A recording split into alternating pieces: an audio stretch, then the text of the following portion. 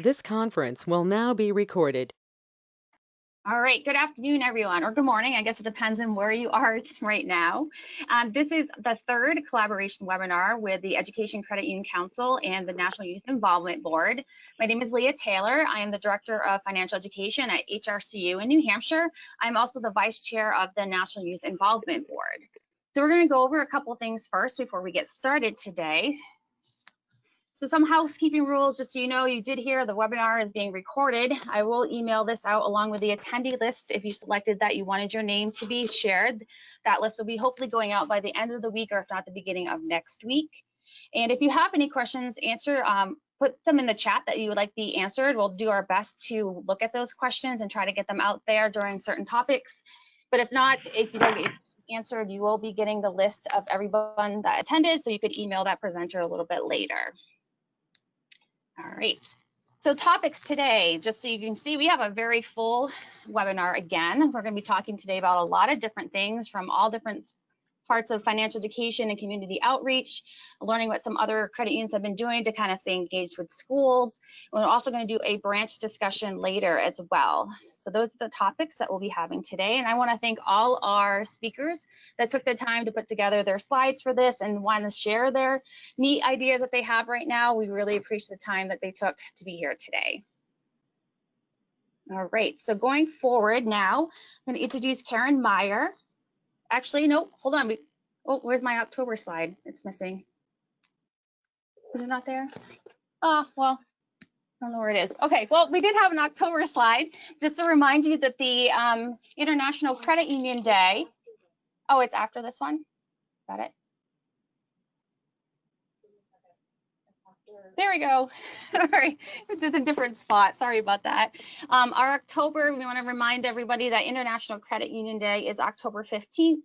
If you haven't looked in that, you can look at the CUNA website. It does have information about that, along with social media posts that you can use and images, etc., that you can put out during October. Also, another thing from an educational standpoint, it is Cybersecurity Awareness Month. So there's a lot of information out there that you can help educate your members on how to protect themselves online. Again, like I said, this webinar is being recorded, but Keith did mention on the side, if you kind of hover to the right side of your screen, there is a snapshot button. So if you wanted to save that information and go back to these links afterwards, you could do that by clicking on that camera. All right.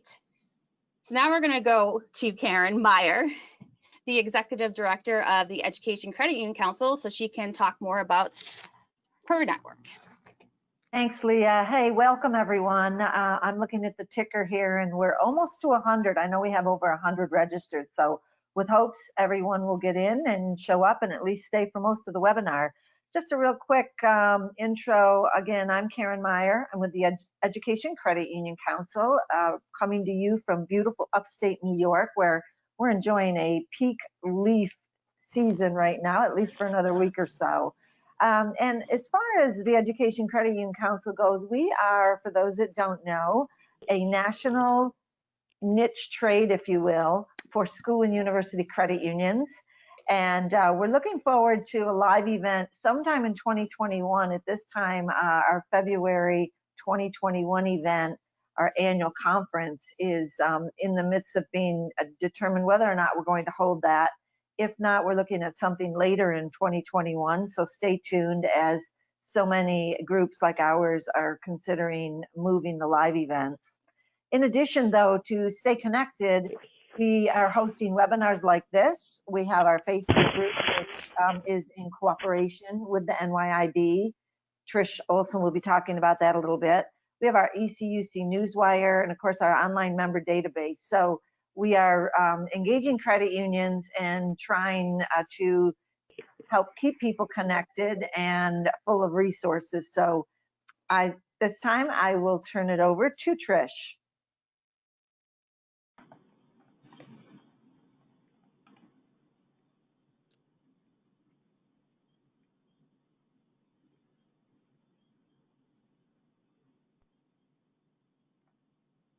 Trisha, are you there? I think it's possible she lost internet connection. This is Jody. I work with her. Okay, go ahead, Jody. I don't know what she was going to say, so I cannot. I I'm got it, Jody. All right. Well, I'll talk for Yeah. Trish. So Trish is the NYIB chair and I'm the vice chair. Trish is just going to explain a little bit what NYIB is. We are also a network of credit unions that focus on financial education, anywhere from K through adult. So we get together also usually yearly for a conference, but again, this year it was canceled due to COVID. We will have information about next year out at some point. But there you can see us on Facebook, Twitter, and LinkedIn. And we also have our website, obviously, nyib.org, where you can learn more about what we do there. Go ahead. And then recently, I think it was after our June webinar, we decided to take our NYIB group page under our Facebook and connect it together with the Education Credit Union Council. So we are now the Credit Union Financial Education Network.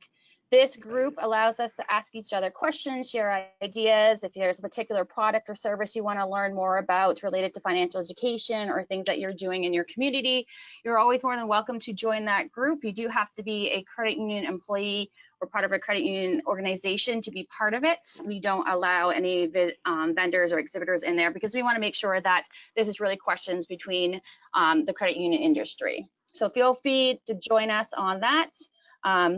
We do have you answer questions and then you will be approved by one of the administrators once we see that you've asked to join.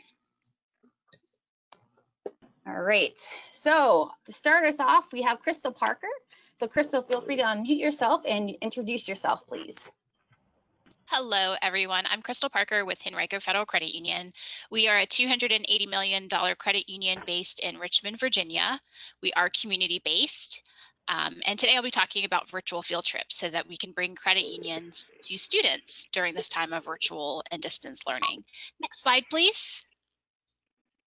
So we have been very focused over the years on having a strong relationship with Henrico County Public Schools. We are the credit union started by Henrico County government employees, which it did include the schools. Our membership expanded many years ago, but we still maintain a deep relationship. We are regularly at new employee orientation when in-person is allowed.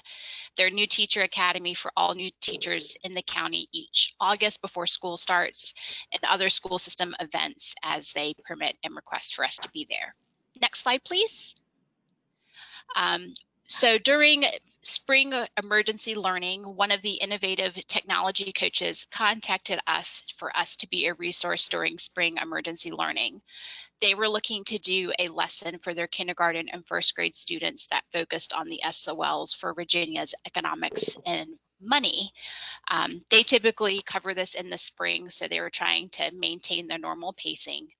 And they explained that they were looking for a 3 to 5 minute lesson, providing some background knowledge on the topic that they were covering.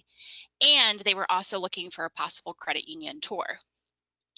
I will admit that this was a little tricky at first to make sure if we could do, because at that time, all credit union staff that was non-essential to the branches were sent home. So I did have to ask special permission to do the credit union tour.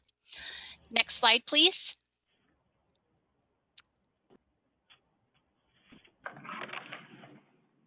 Next slide, please. So we were committed to trying to make this possible. And so when I reached out to management to make this tour possible, they said, you know, absolutely, let's see what we can do. We realized that for these students, the best way to do this with the varying schedules that parents and families might have, that this did need to be pre-recorded. So we pre-recorded a short lesson as well as a tour of one of our branches. We've defaulted to using our main office location because if we have students come in person for a tour, that's typically where we would bring them. We also provided activity sheets that I'll show you momentarily that the teachers could use if they decide to have something supplemental. Next slide, please. So we opted for this particular lesson to use the book Sammy's Big Dream. This is a great resource if you've never used it. You can get books and activity sheets co-branded. Next slide, please. Here is a sample of the activity sheet that we put together. For kindergartners and first graders, they are really working on identification. So they have dollar bills on here, pennies, nickels, quarters, dimes that they could color, cut out, and then work on their identification. Next slide, please. in here, they may be able to show you a quick snippet of this video, but it's just a sample of the video that I did do for the lesson.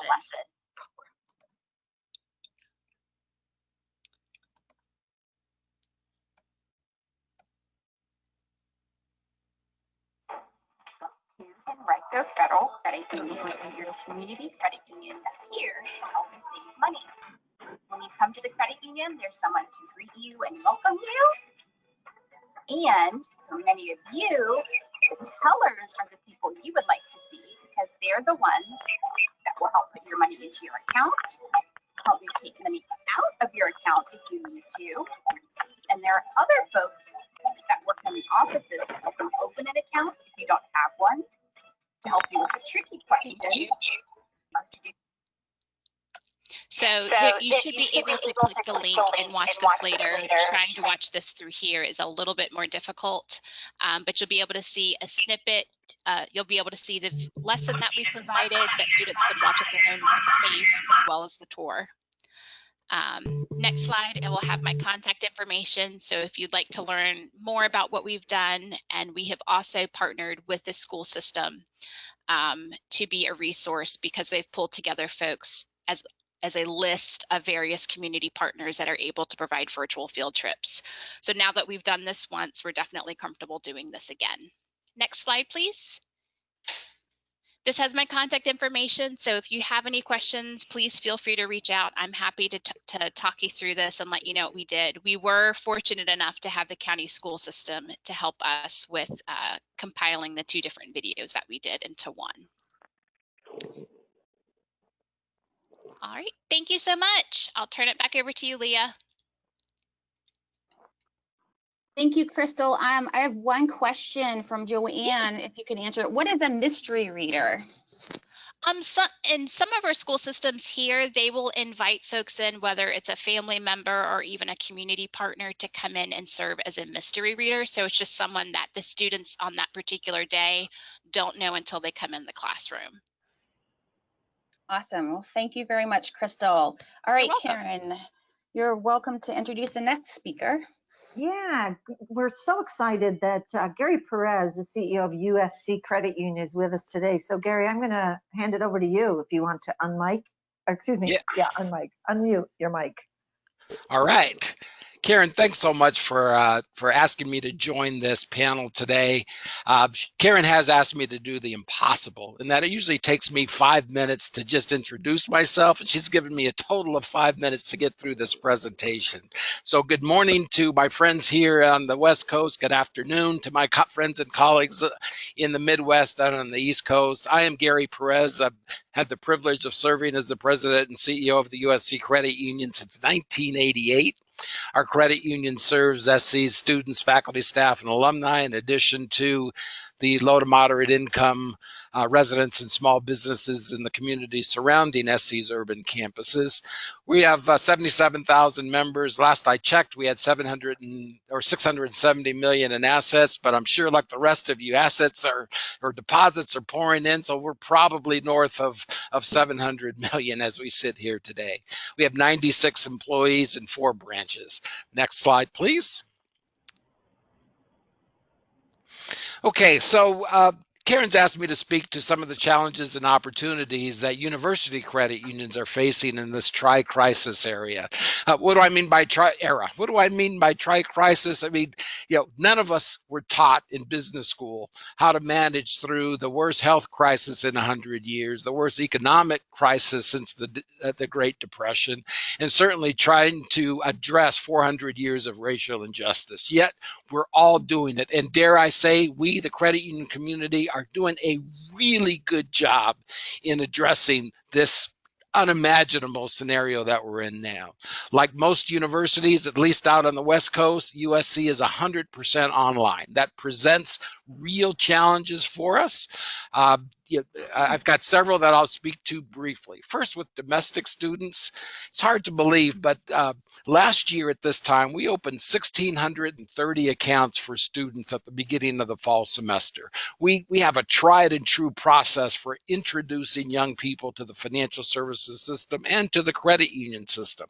Well, this year, We opened a grand total of 330 domestic student accounts. That's a 79% reduction. Why? Because we didn't have that face time. We couldn't be in the gym. We couldn't be in the dorms. We had to find a new way to introduce students, domestic students, to the USC Credit Union. Frankly, we haven't found that formula yet. What we're doing is borrowing from the good work that some of our credit union peers are doing. We noticed that, for instance, the Westcom Credit Union is offering free 0% loans on to students to buy computers. We're looking to do that. We're looking to do bike loans, and even though they're not on campus, they might be biking in their homes. We're looking to do book loans and that kind of thing. With our overnight funds earning all of 10 basis points, it makes it that much easier to offer free or very low cost lending products to our student members. With respect to international students, USC is the #2 domestic destination for international students behind NYU. So we have a large population of international students, most of them from from Asia. Well, it turns out that the new account automation system that we have geo-blocked all international activity into our origination system. What it meant was, since these kids aren't on campus, they have to attend class from their home country. Even though they wanted to join the credit union, they couldn't. We found that out much too late, to our embarrassment, to our chagrin, to our frustration. We've corrected that, and we're now actively reaching out to international students. They are such an important part of our community. Certainly for USC's faculty and staff, these folks are accustomed to our hybrid model, wherein we serve them with branches on USC's 2 main campuses, and we also serve them through a robust suite of online tools. Well, what we've learned is they weren't robust enough. We'd like to think that we're offering cutting-edge digital services, but we're just not. One glaring example, one thing that we're working on right now, are our wealth management programs. Our programs, perhaps like many of yours, were based on face-to-face. There aren't many tools available through many of our broker-dealer partners or potential partners that allow a robust experience via the online channel. So we're looking at changing our relationship there. And as many of you know, our credit union is somewhat unique in that we actually host not just the credit union operations, but also some of the campus's bursar and cashier operations. Clearly, that's been impacted by the fact that there's, frankly, no one on campus. That presents another challenge for us, in that our university has to date maintain the salaries and the benefits of those USC employees that are working on campus or are regularly working on campus to serve student housing and dining and public safety and other campus services. But come on, we don't know how long this crisis will last. We don't know the severity, we don't know the duration, and we don't know whether SC will continue to pay these people. It's highly unlikely they will. So certainly we, like other university credit unions, are concerned about potential losses associated with thousands, perhaps tens of thousands of employees that may be furloughed or laid off. Just to close out, something that's unique, I'm sure, to university credit unions or large credit unions that serve universities, but we write very large checks in support of our athletics department. Most of you are familiar with USC athletics and our football programs and whatnot. Well, football isn't happening. We've just announced that there now will be 7 games as opposed to 11 or 12. There'll be no fans in the stands, yet our athletics department still expects us to pay full fare. We're not going to pay them $500,000 for 3 or 4 games where there's no fans in the stand. So working through those touchy relationships with our partners in athletics who have real challenges, revenue challenges, but as we're sharing with them, so do we. Student loans are a big part of our portfolio. At one time, we were the largest student loan originator in the credit union community. We believe in the program. We believe in the support that we provide to our student members. We know that fulfilling their education dream is the most important thing we can do for them. We've seen our student loan volume drop, and we're trying to find new ways to engage students so that they know that they can continue to count on their credit union to finance their SC education.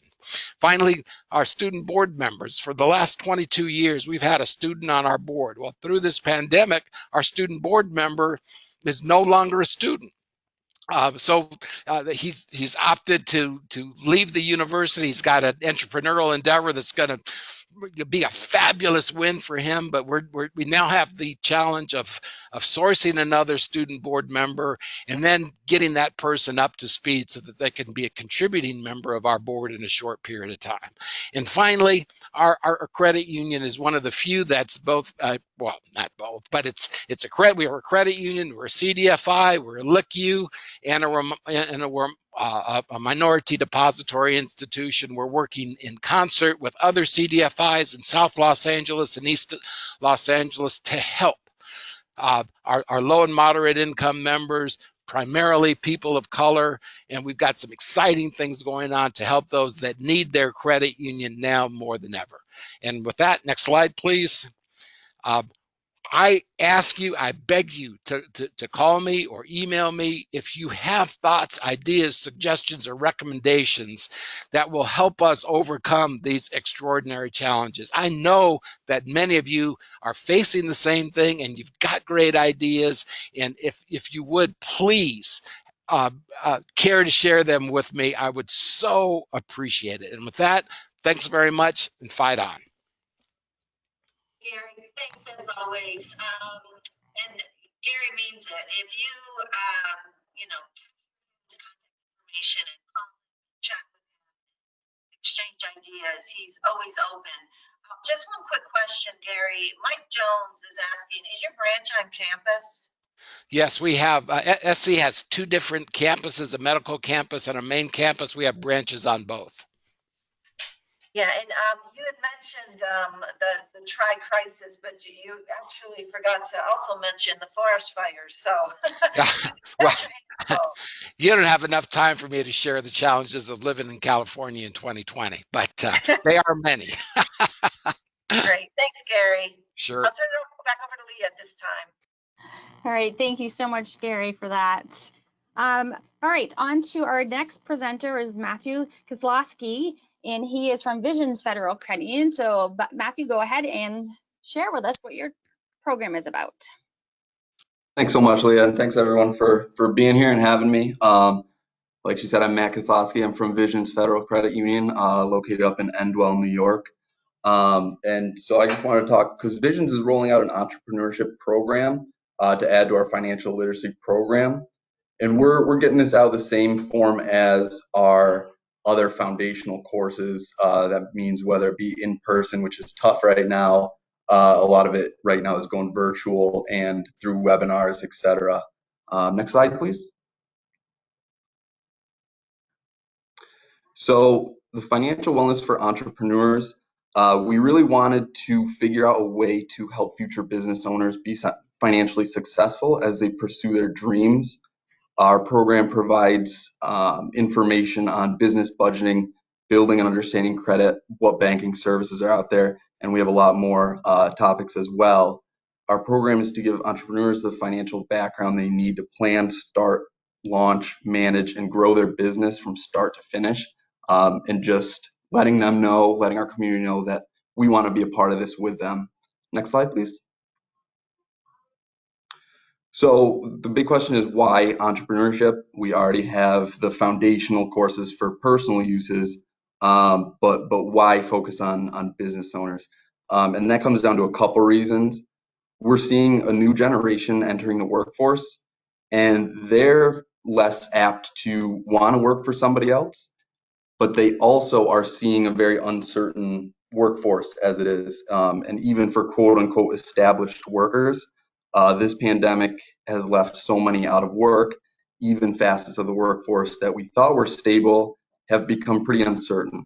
And it's just more and more important as this goes on for people to be able to rely on themselves and have the tools to accomplish that.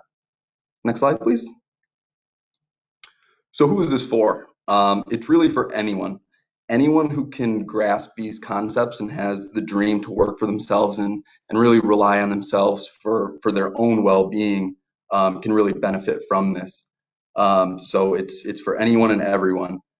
Entrepreneurship is so important for all generations and backgrounds, and we see that more and more. Everybody that's a successful entrepreneur has a great story, and being a community organization as credit unions are, it's really important to be a part of that. And as much as I know that we all do for our communities, it's so important to not leave anyone behind. And that's, if they have a big dream, we want to be a part of helping them build and grow that.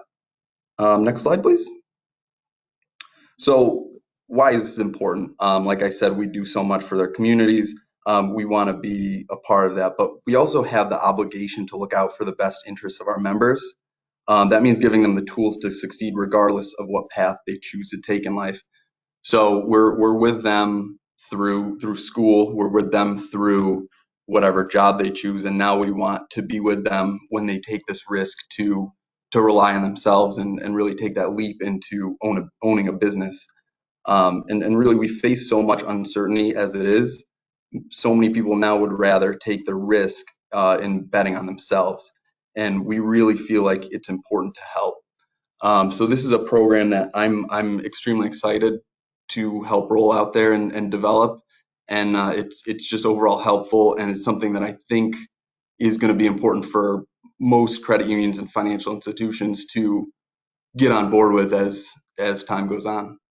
And that's really all I have for you. But thanks so much for having me and giving me this time. Feel free to reach out if you have any questions or comments, anything like that. I'm always available. Thanks. Thanks, Matt. Yeah, Joanne Todd just mentioned she was watching a speech and that how many new businesses have started over the past few months. And I think that's true as we see the gig economy just kind of just growing and growing and growing. And like you said, people would rather work for themselves, especially our younger generations, and work on the talents that they have, and having a credit union to back them during that. I think that's a really cool program idea that you've come up with. So thank you so much for sharing that.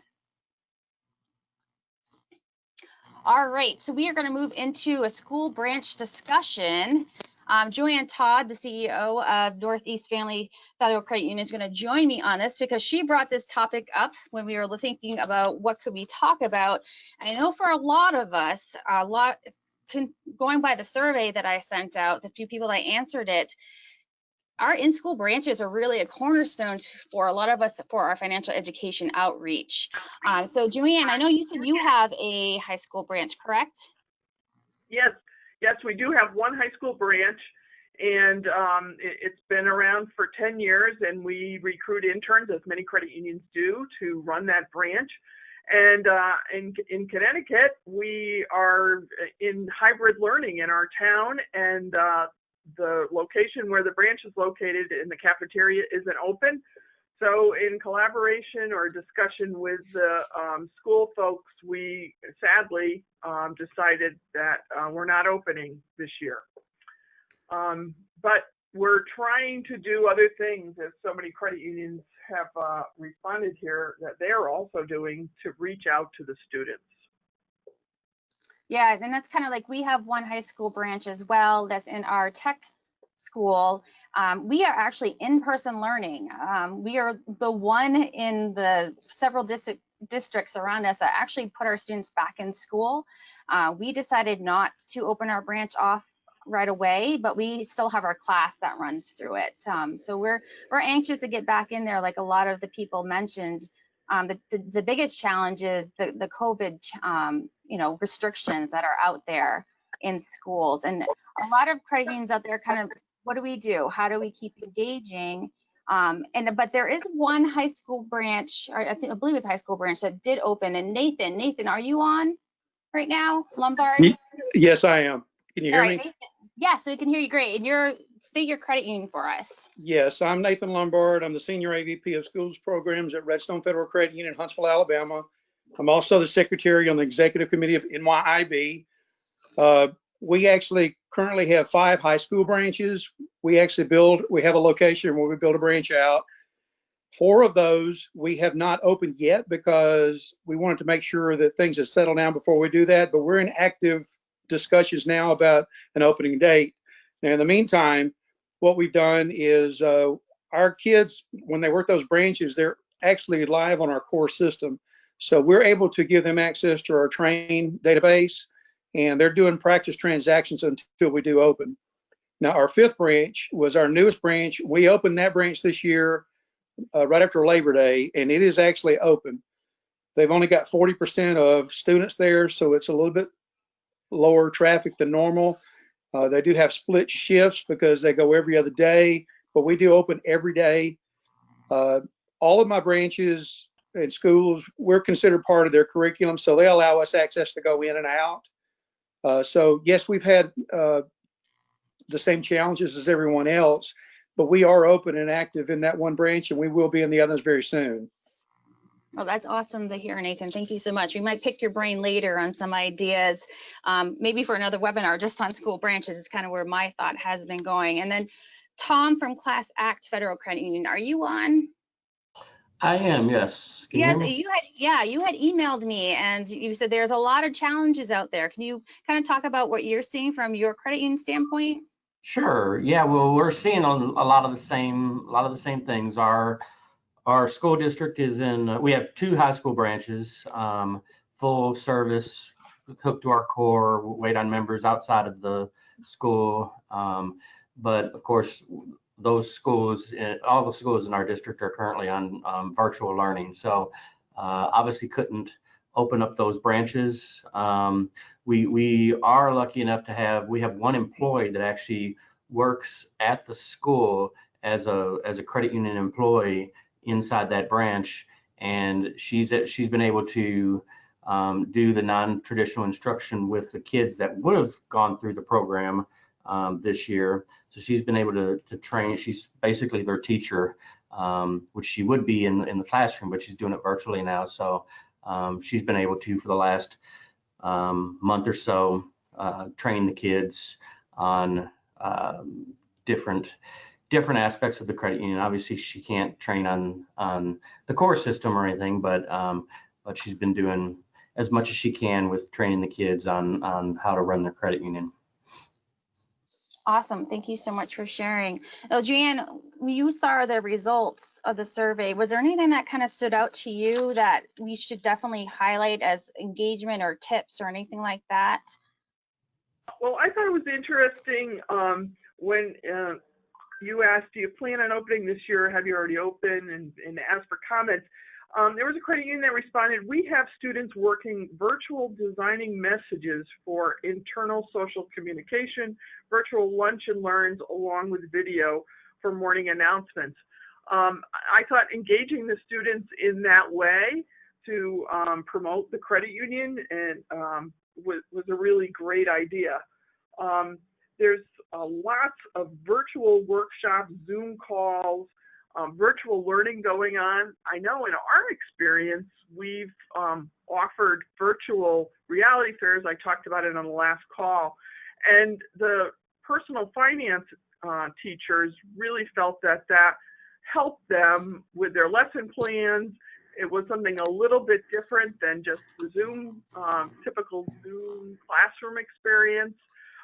So we actually felt a little bit like heroes based on the feedback to the teachers. And so I think credit unions should keep that in mind as well. Yeah, that's awesome. And especially from the high school level, putting those students still in a role that they can still reach out to their peers and contribute to the credit union is great. There's one credit union I wanted to bring up, Royal Credit Union. If Diana's on, she was talking more about their elementary sites and some ideas that they're doing for their elementary sites. Though a lot of people mentioned they have high school branches, there's quite a few of us that have an elementary program. Diana, are you on? I am. Can you hear me okay? Yes, great. Thank you. Please share with us what Awesome. you've been doing or what you're thinking about. Sure. Yeah. We have at Royal, we have 29 school sites. And Most of those are elementary. We have also some in middle school and high school, which are not open at this time. But we're putting our elementary school program, we're really working on getting started by mid-October. And we're doing a modified program this year. Normally we hire students in 5th grade, 4th or 5th grade, and they work for us as tellers and marketers. But this year, with the restrictions, we aren't hiring students, but we'll be doing a kind of a light site where we're going to have like locked boxes in the schools, and we'll pick up the boxes with students' pouches full of their deposits. We'll bring them to a branch, process the deposits, and then return the pouches back to school. So kind of trying to keep some normalcy for the students with the program, kind of keeping it going, but doing it in a way that has fewer access, or fewer interactions. We are planning a kind of a video to explain the changes to parents, students, teachers, and we'll plan to share that with like the schools to show during class, and Facebook pages and things like that. We also have a big letter going home to inform parents about the changes that will be made. No, great. Thank you so much. There's one question out there for you. How often will you pick up the deposits? Oh, good question. So normally what we would do is we would have one day a week where we would visit the school. So this year we've got some of our schools are in-person learning. So we'll visit them once a week, kind of just like normal. There's another district that we're in the Eau Claire district. We have schools that are on a blended model, and they have separate cohorts. So there's some students that go to school Monday and Tuesday, and then they have virtual learning Wednesday through Friday. And then on Thursday and Friday, the other cohort goes, well, they have virtual learning the other days. So we'll visit those schools twice a week so that we can reach all of those students. Great. Thank Super you so complicated. much. Yeah, that's great information. Awesome. I'm glad to hear that you're still out there. People, I know a lot of us are kind of in the same boat, trying to figure out how do we keep engaging with our schools, and especially our younger students, so we can carry them through high school. And Tom actually wanted to mention one more comment from Class Act Federal Credit Union. Go ahead, Tom. Yeah, sure. So I started this in Kentucky about 4 or 5 years ago, and I really wish that it would gain some traction and go nationwide. Basically, what we're doing here is I first approached CUNA, and I'm sure many of you are taking your employees are taking the CPD online, the CUNA professional development courses online, where employees learn about customer service, member service, and security, and all kinds of things. Well, I thought, we have these kids that we need to train as well, and I'd really like to teach them about credit unions. So why not work on bringing these CPD online modules into the classroom? So I worked with the Kentucky Department of Education, and basically each state's going to have their own standards.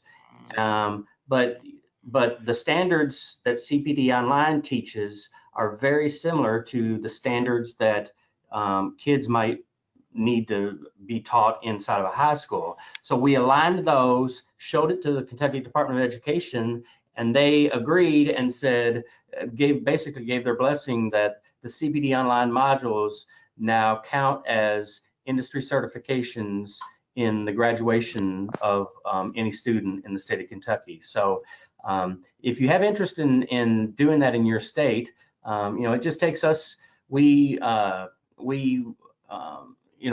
an unlimited subscription to the CPD Online, and then the teachers that want to teach it in their classroom just reach out to us, and kids graduate then with a credit union certification that a lot of our employees don't even have.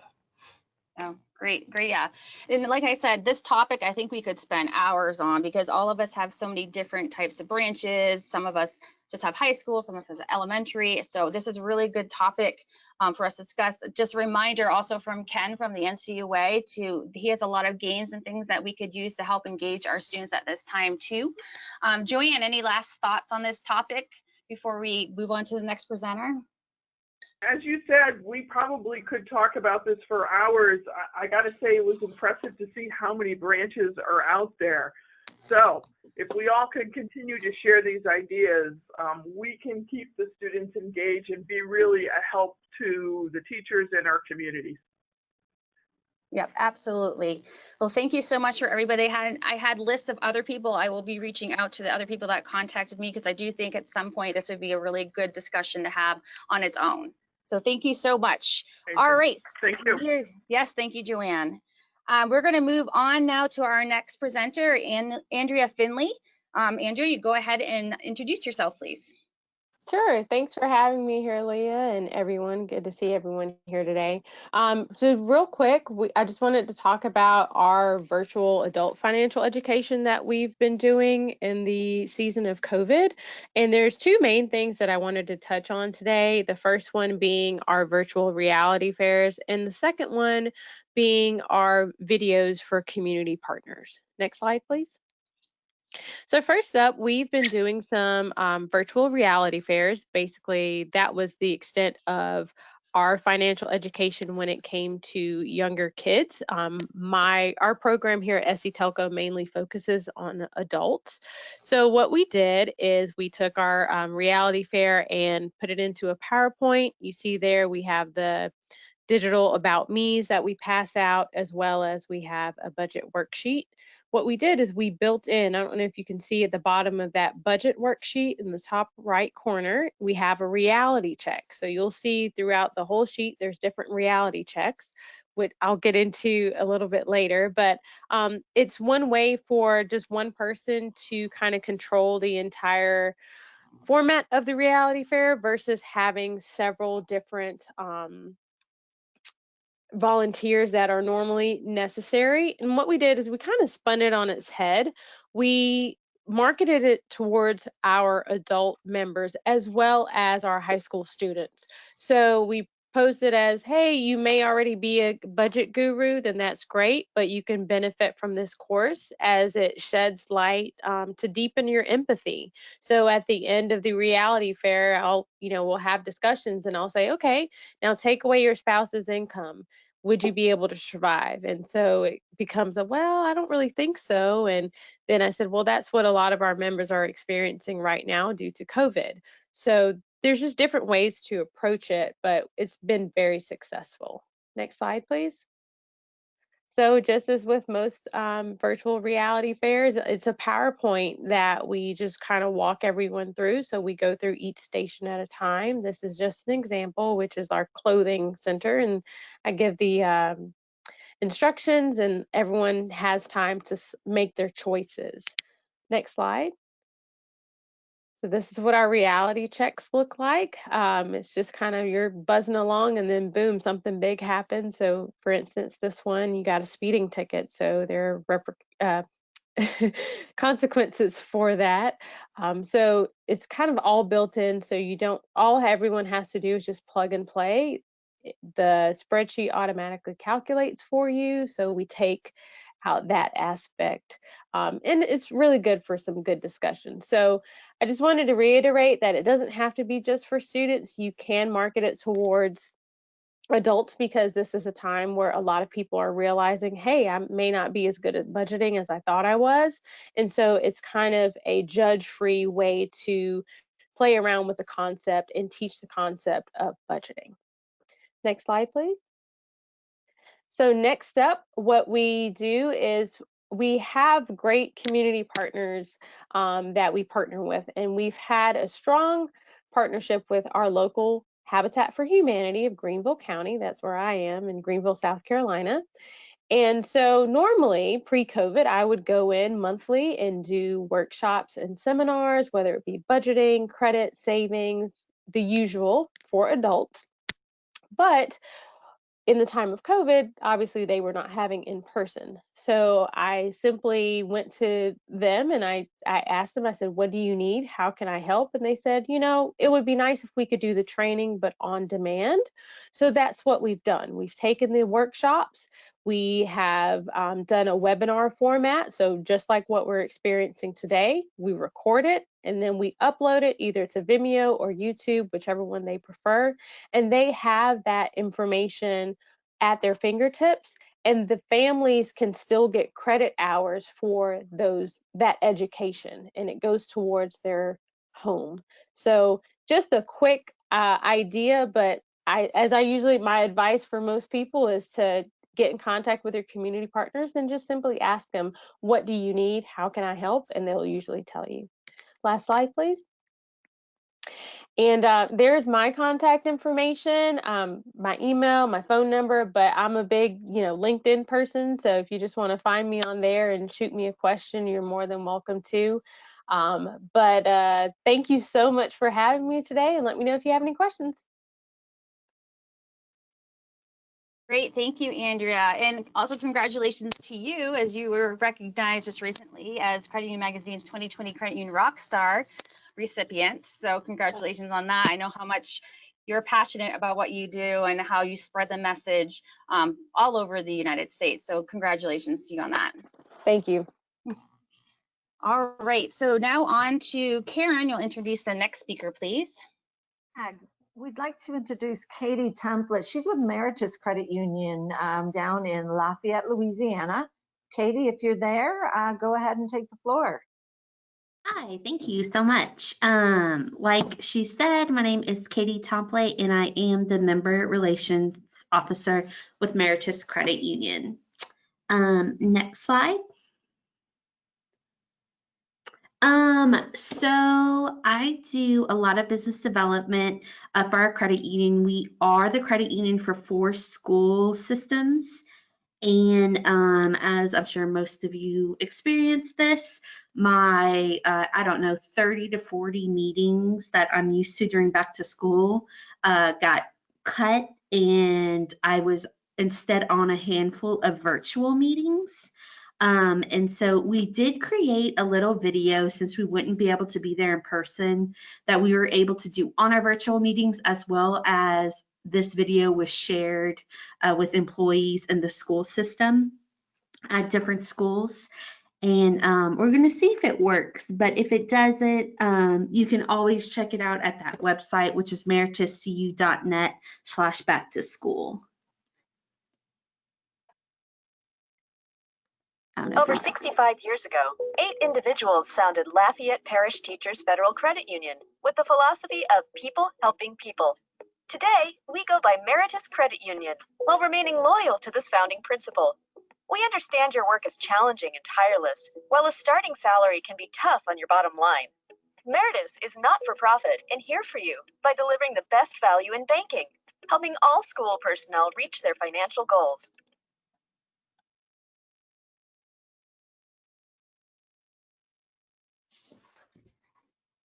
And if you're interested, again, you can view the rest at that website. Next slide.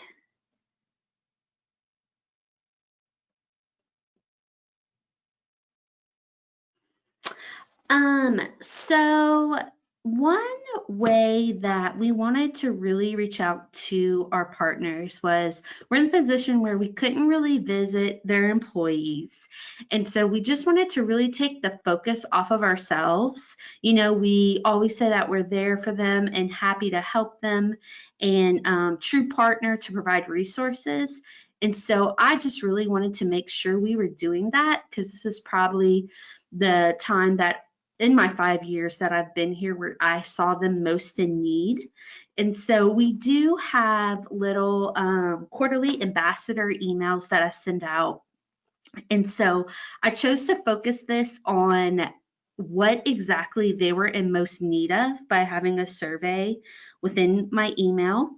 And not surprisingly, the thing that was needed most was hand sanitizer and mask, because a lot of these schools that we serve are in poor areas, and they just were not giving all the resources or money they need to have those sanitation items.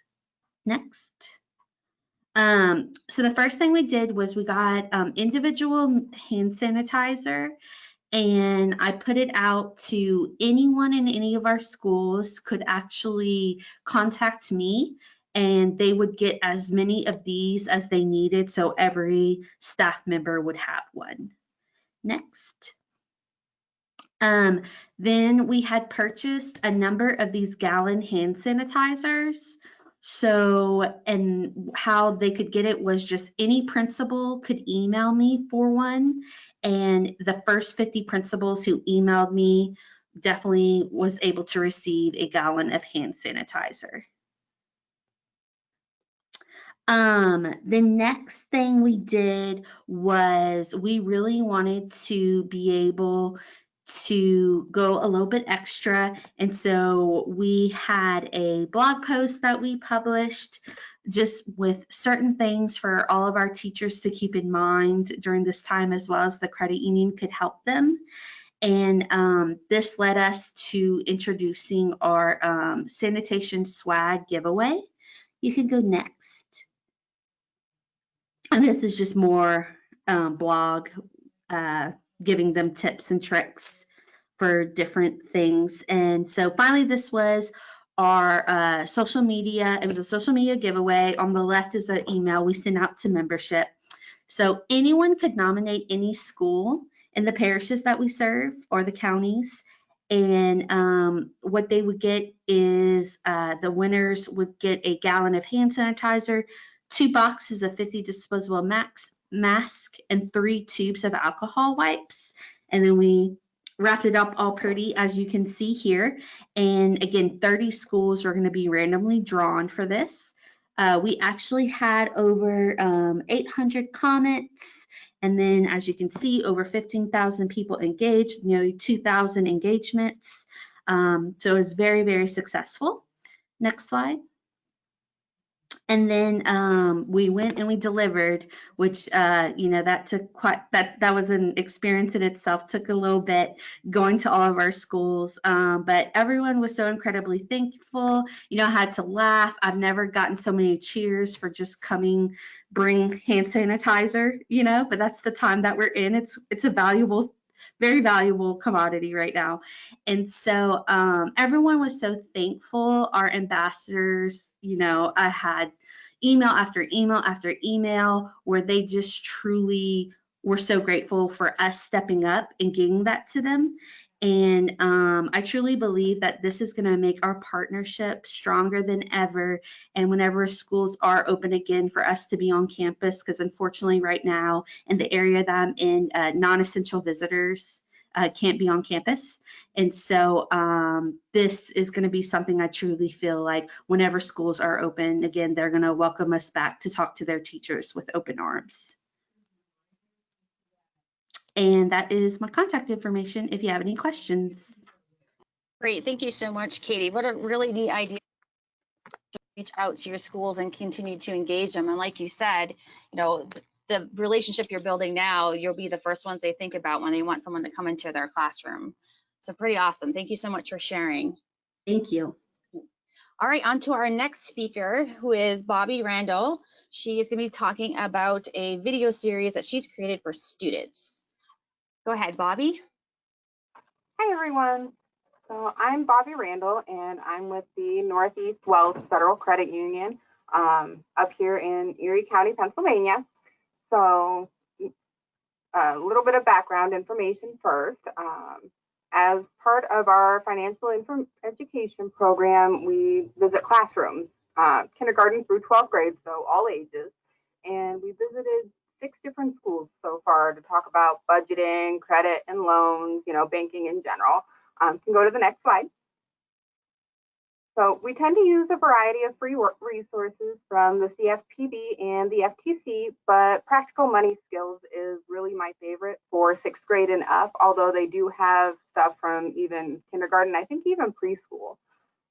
This shows a few of the lesson plans, but I believe they might even have 20 some odd ones for high schoolers. And the lesson plans are easily presented, and they can even be adapted to fit the time period allotted when necessary. So next slide, please. And this just gives you a little bit of a glimpse of the very first lesson that they have for the high schoolers. So when This spring, when schools closed, our credit union still wanted a way to reach students. Obviously, we couldn't go in anymore.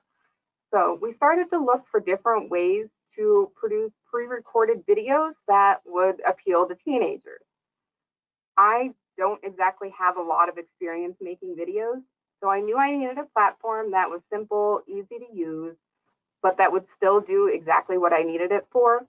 After a ton of research, I found Biteable, and I was even able to experiment ahead of time with their free version before we even committed to purchasing the full version. For those of you that haven't heard of Biteable, it allows you to make videos from a variety of snippets of footage or animations, and you can set it to a background of provided music, or you can even upload your own background music or sound, like your pre-recorded voice. They have a free version that you can use, or you can purchase different levels that allow you to download 1080p videos without their Biteable watermark, or you can even have it with your own watermark and to access more video clips. Next slide, please. As I was working from home at this point, I was able to use my own son's virtual classroom for reference on how to approach the credit union's videos. The only videos that he paid any attention to were super short, so I made sure to keep ours under 5 minutes. We decided to have one practical money skills lesson planned per video, so I started off with an outline of that lesson and then converted that into the video. Obviously, some of the information that's in each lesson is just kind of glossed over, but we kind of are hoping that we get their attention enough so that it will encourage them to either check out the full lesson on the Practical Money Skills website, research the topic on their own, good old-fashioned Google, or contact us to learn more about that topic. Next slide, please.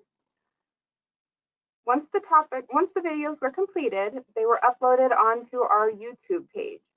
I then reached out to teachers and schools who we previously worked with, as well as posted them on all of our social media pages to help get the word out.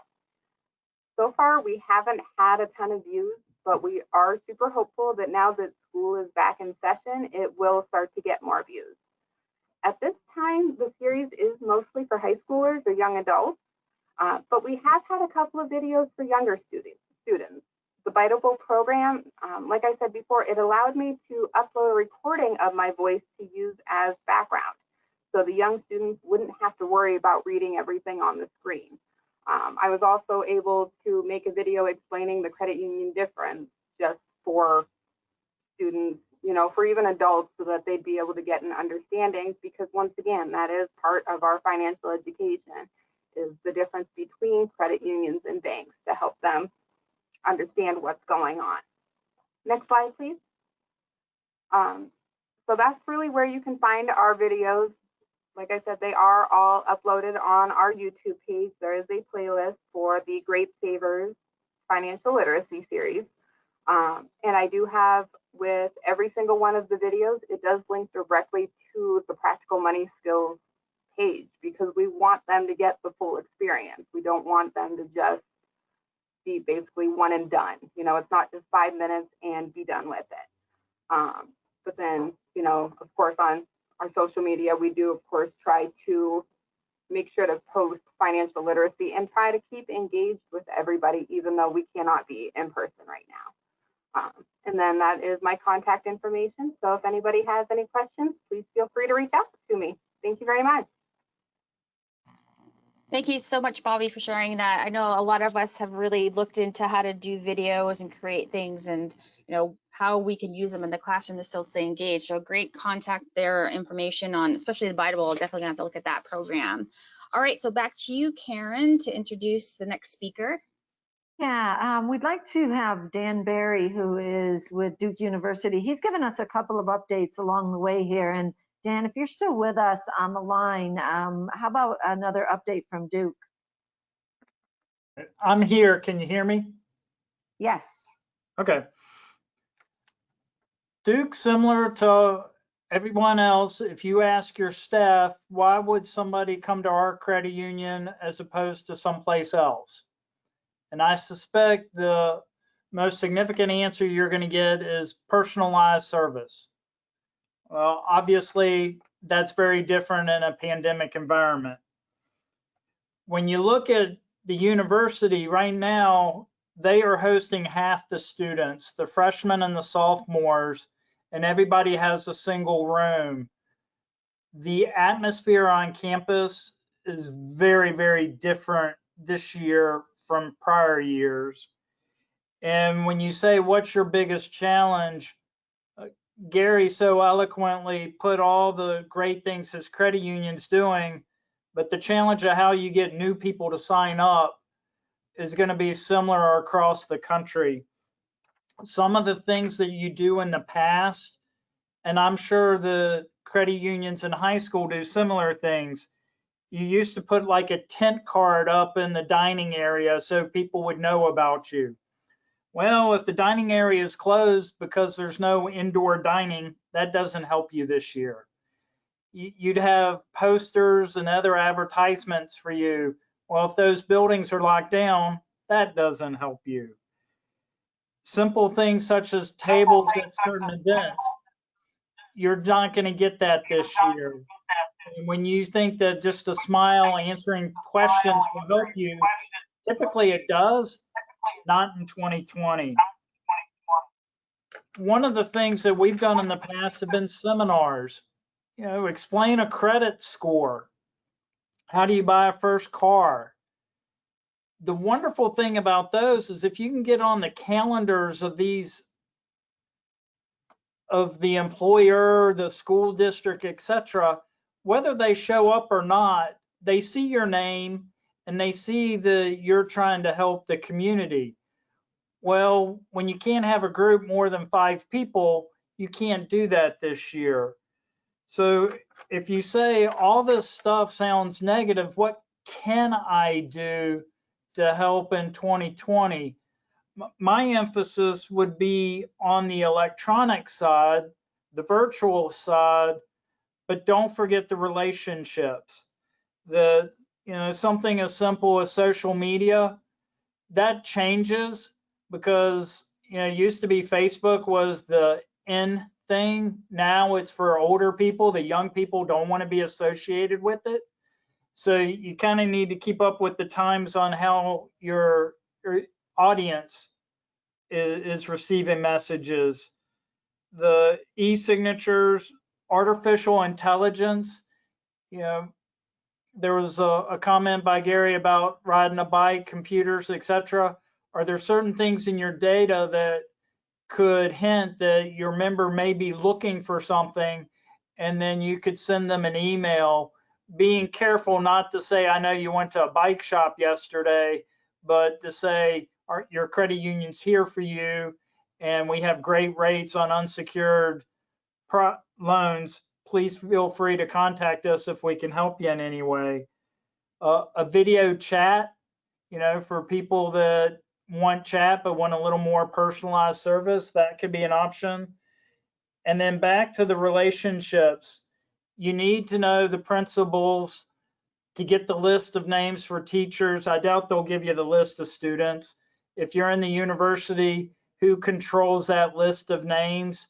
Because that's how you're going to use the social media to get to them, especially if they're not on campus. You used to be able to do geofencing and stuff like that, so if they were on campus, you could target them. If they're studying from their bedroom at home, you don't have that luxury.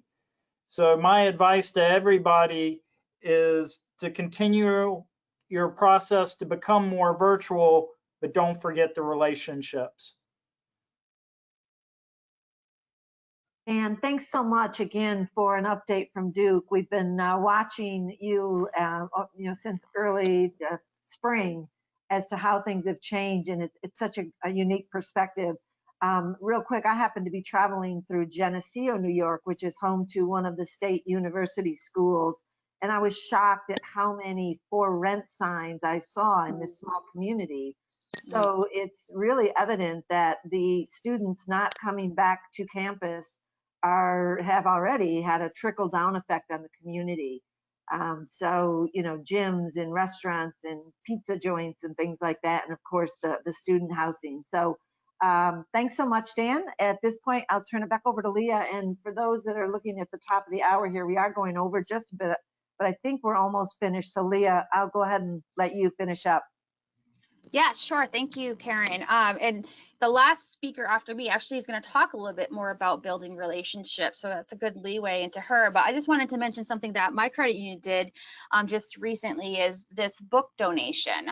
A teacher in our district, a second grade teacher, wrote this book called Amazing Masks. She wrote it about her dog, Peanut, who learns about why masks are okay to wear. So it's really geared to the younger kids. It talks about why doctors need to wear masks, why it's fun to wear masks at Halloween, that even raccoons have masks. So it's a really, really cute book out there to help kids understand and feel better about wearing a mask.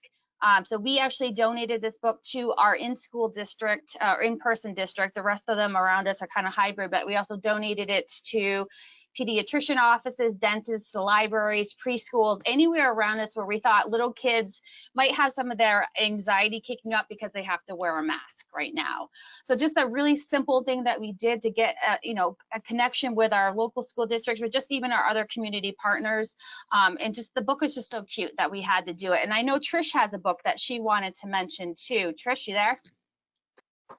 I am, and I'm sorry I should have been on the agenda. And thank you, Leah, for filling in for me when I got booted off today, right as I was supposed to speak. So thank you so much. I did just want to also mention a book that one of our teachers here in Minnesota wrote, and it is called Imagine. And it is really basically, it's a book for teachers and for adults to help children who are dealing with anxiety right now. So whether they're having a hard time dealing with stresses within their school life, at home, or out in the world, I know that mental health is top of mind for a lot of us right now. And so I also wanted to say that, and thank you to Leah for introducing me to the mask book, because what we actually did at Wings Financial is we bought the mask book as well as this book called Imagine. And we picked our top 20 teachers, and we had a sticker designed for the outside of our packages so that we could mail these two books to our teachers that said back to school surprise inside, and have really heard a lot of great things about it. So the other thing that's really neat about the book Imagine, it is also supports a nonprofit organization called handprintonmyheart.org. So I just wanted to share that as well. And I see that Carrie is asking some questions, so I will go ahead and post on the chat the name of the organization, the name of the book, and the author as well. So thank you. Thank you very much. Okay, on to our last speaker, Wednesday. You on with us right now, Wednesday? I am. Awesome, good, your phone made it. I'm at 10%. Okay, so here we go. I'm going to go through this quick, and then if there are any questions, if you could just email those to me, that would be great, Leah. So when I got the email about this event and I saw one of the topics was community outreach, our credit union had put together a new onboarding program, and I feel like within this last year, it has been really successful. So just to tell you a little bit about myself, my name is Wednesday Medlin. I am the Vice President of the Member Services area at Community Plus Federal Credit Union. I have been with the credit union for 13 years. And so lowering our attrition rate has been a struggle, as I know it is with a lot of credit unions. And so I had really been actively trying to find a good outreach program that would have that personal touch to those new members. So, and also not cost our credit union a lot of money, since we are 19 million in assets and have less than 4,000 members. So next slide, please. So the program highlights are, we send a thank you card, handwritten, within 48 hours to new members that open their accounts. And then we call them 2 weeks from the date that we sent the thank you card, just to see how they're doing. How was their experience when they came to the credit union? Did they successfully get the mobile app downloaded? Did we answer all their questions? And then 2 weeks from the satisfaction call, we make the relationship call. This one's a little bit different because then we could really personalize it. We can ask them, how was that experience with the mobile app? Or did they get their debit card? Did they have any problems with it? And how are things going since we last spoke? And a lot of times we'll send an email too, so that way they know that they can contact us by phone or by email. Just to put it a little bit perspective, on the next slide, it shows our account closures from January through August. So we did a comparison for the last 3 years, from 2018 to 2020, and you'll notice that it has gone down. So if you go to the next slide, this graph shows since 2017 that our account closures have really gone down, and our memberships are over 37.5%. And that is also adding the checking account. So that's not just the savings, that's the checking, that's the debit card. So that's really getting them to be a little bit stickier with our credit union. So the last slide I have, just to kind of give you an idea, when I did my project for Credit Union Management School, we had to document what our membership age was. And for most credit unions, it's, around 45 years old. Ours was 49. I did that project 2 years ago. As of Friday, when I was putting these slides together, we have lowered our membership age down to 32 years old.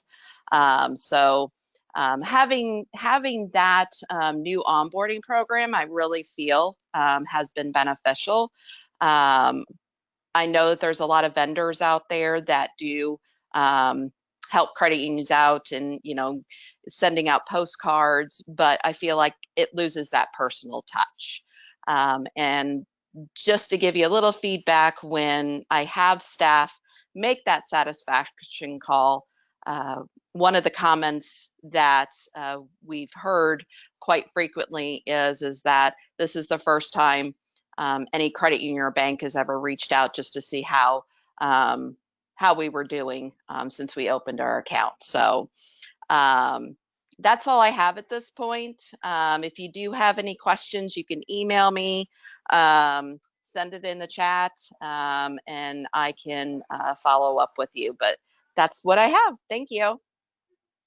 Thank you so much, Wednesday. Great personal contact there, and I'm amazed that your member age now is down to 32. Just blows my mind. So definitely a lot of great work there. And like I said to everyone, this webinar is being recorded, and we will be sending out everybody's contact information. So if you do have a question that you didn't want to put in the chat and you wanted to have more of a one-on-one, you'll be receiving everyone's information. I want to thank everyone for joining us today. And Karen, did you have any final thoughts? No, I just too would like to thank everyone. Be safe. Let's get back to normal. And I would say look for another webinar probably in the next 4 to 6 weeks from us. Sounds good. Great. Well, thank you so much. We'll be in touch soon. Everyone have a great rest of your day.